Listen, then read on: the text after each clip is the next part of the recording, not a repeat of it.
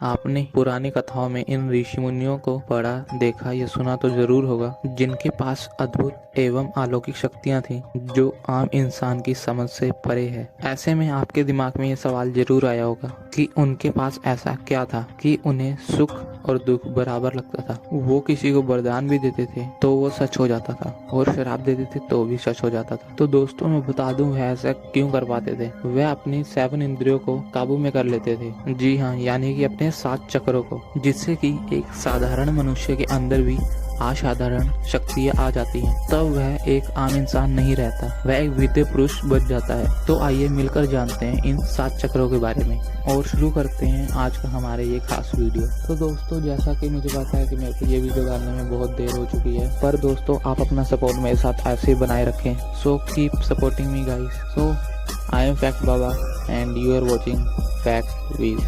दोस्तों, योग शास्त्र में जिन 7 चक्रों के बारे में बताया गया है, उनमें से पहला है मूलाधार चक्र। ये शरीर का पहला चक्र है। ये नाभि के नीचे स्थित होता है और इसे आधार चक्र भी माना गया है। 99% लोगों की चिंता केवल इसी चक्र पे अटकी रहती है। मूलाधार चक्र वो है जो भोजन और नींद के लिए दर्शाता है, और अगर जो आपने सही तरीके से इस चक्र में जागरूकता पैदा कर ली तो आप इन चीजों से पूरी तरह से मुक्त भी हो सकते हैं। इस चक्र को काबू में करने के लिए भोग, संभोग और निद्रा पर काबू रखना पड़ता है। आपने कई लोगों को देखा होगा जो 100 वर्ष तक जी लेते हैं। असल में वो लोग मूलाधार चक्र को जागृत करने वाले लोग होते हैं।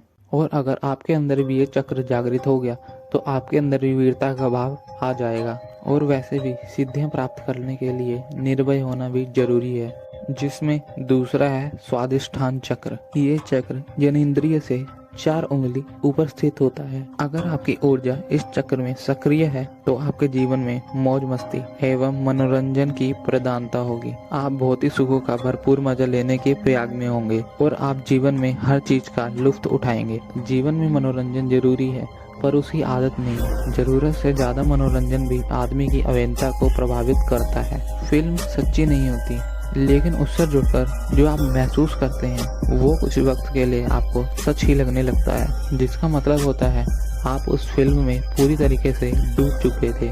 और जो इंसान इन चक्र को काबू में कर लेता है, उसके अंदर क्रूरता, प्रवाद मतलब किसी से लड़ना झगड़ना, और अवज्ञा मतलब कि बड़ों का पालन ना करना, और अविश्वास जैसी दुर्गुणों का नाश हो जाता है। जिसमें तीसरा है मणिपुरक चक्र। नाभि के मूल में स्थित रक्त वर्ण का ये चक्र शरीर के अंतर्गत आने वाला मणिपुरक नामक तीसरा चक्र है। इसमें सभी नाड़ियां मिलती हैं और फिर बढ़ जाती हैं। जिस व्यक्ति की चेतना या ऊर्जा यहाँ एकत्रित होती है, उस पर काम करने की एक अजीब सी धुन सवार रहती है। ऐसे व्यक्तियों को कर्मयोगी कहा जाता है। ये लोग दुनिया का हर काम करने के लिए तत्पर रहते हैं। मित्रों, जो लोग मार्शल आर्ट का प्रयास करते हैं, उन लोगों को इस चक्र के बारे में अच्छे से पता होता है। वो जानते हैं कि उनके लिए मणिपुरक चक्र को गति देना कितना आवश्यक है। इस चक्र के जागरूक होने से लज्जा, मोह और घृणा आदि दुर्गुण भी समाप्त हो जाते हैं। चौथा है अदाहत चक्र। हृदय स्थल में स्थित ये सुशोभित चक्र अदाहत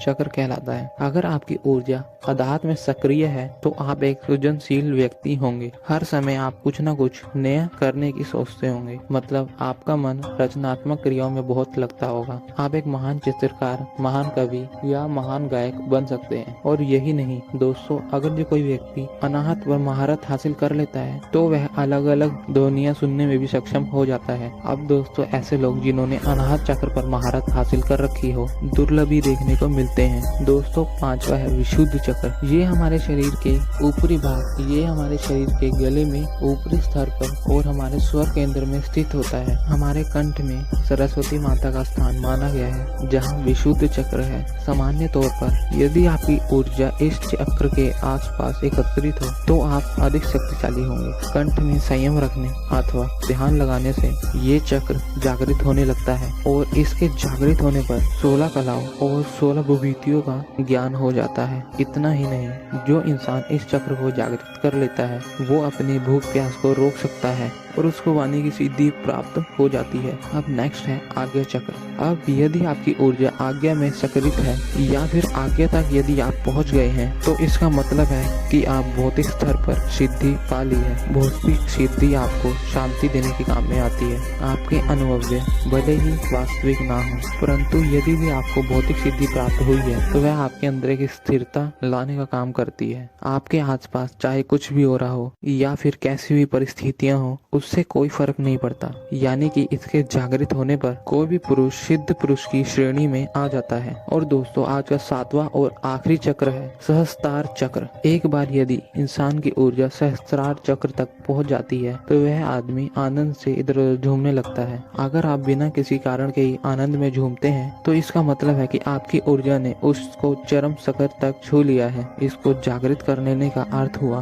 कि आप जीवित ही मोक्ष की स्थिति में पहुंच चुके हैं, क्योंकि हमारी शारीरिक रचना विद्युत और जैवीय विधियों से मिलकर बनी है। और अगर जो आपने इसे जागृत कर लिया तो सोचिए मोक्ष का द्वार आपके लिए खुल गया है। तो दोस्तों, ये थे आज के हमारे 7 चक्र, जिसको जागृत करने से एक साधारण व्यक्ति भी सर्वज्ञानी मनुष्य बन सकता है। लेकिन इन सबको जागृत करना बहुत ही ज्यादा मुश्किल है या फिर असंभव ही है, क्योंकि कुंडलिनी जागृत करने में उच्च कोटि का ध्यान और साधना करनी पड़ती है। परंतु आज के समय में ऐसा करना बहुत ही ज्यादा मुश्किल है। तो दोस्तों, आज का वीडियो यहीं पे खत्म। तो अगला टॉपिक किस पे होगा मैं पोल करूंगा, उसी पे आप लोग वोट कर दीजिएगा। और अगर ये वीडियो लेट हो जाए तो कोई बात नहीं, सपोर्ट करते रहिएगा। So thanks for watching Fact Vij.